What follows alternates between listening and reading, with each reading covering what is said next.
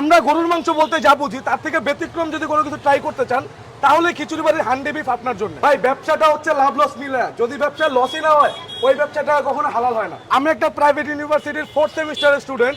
এই বয়সে আমার 2টা রেস্টুরেন্ট আছে। 5 কেজি মাংস দিয়ে শুরু করছিলাম ব্যবসাটা, বাট আলহামদুলিল্লাহ এখন প্রতিদিন আমি 100 কেজি গরুর মাংস বিক্রি করি। আপনি বলেন আমাদের খাবার যদি মজার না হইতো, এত রাতে এই পরিমাণে কাস্টমার কি কোথাও সম্ভব? কোথাও দেখছেন আপনি? ভাই আপনার কালো বোনা তো প্রায় শেষ। ভাই কয়টা বাজে দেখছেন? মাত্র 2 ঘন্টা আমার পুরো 20 কেজির পাতিল শেষ।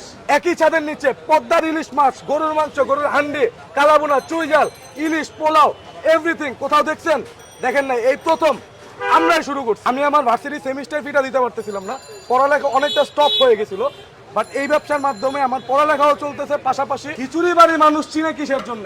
সরিষার তেলের অথেন্টিক খিচুড়ির জন্য। আর ভাই এই যে বড় ডেকটা দেখতেছেন না, এই ডেকটা মাত্র 1.5 ঘন্টার মধ্যে 20 কেজি খিচুড়ি শেষ। আমার 20 থেকে 25টা স্টাফের রিজিকের ফয়সালাও হইতে। বীরপুরের মধ্যে আমরাই প্রথম যে লেটকা খিচুড়ি এবং ভুনা খিচুড়ি একই ছাদের নিচে দিচ্ছি। এখন পদ্মার অথেন্টিক ইলিশ খাওয়ার জন্য 7 সমুদ্র 13 নদী পাড়ি দিয়ে আর মাও যাওয়া লাগবে না। এখন আপনাদের সুবিধার্থে আমরা মিরপুরের মধ্যে খিচুড়ি বাড়িতে পদ্মার অথেন্টিক ইলিশ সাথে অন্যান্য ধরনের ভাজা মাছ, যেটা আপনার চোখের সামনে।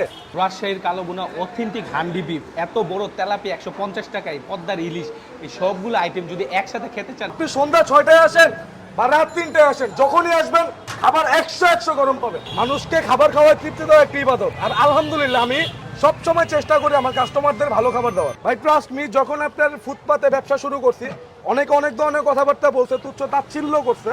খিচুড়ি বাড়ির খাবার আপনি যদি আপনার জিভরায় একবার নেন, আপনার জিভরা আপনাকে আমার দোকানে আবার টাইনা আনতে বাধ্য। আমাদের লেটকা খিচুড়ি আর করে যাবো না কম্বিনেশনটা এত বেস্ট যে এটা খাওয়ার জন্য রাত 2টা 3টার সময় বড় বড় সেলিব্রিটিরা আমাদের দোকানে চলে আসে।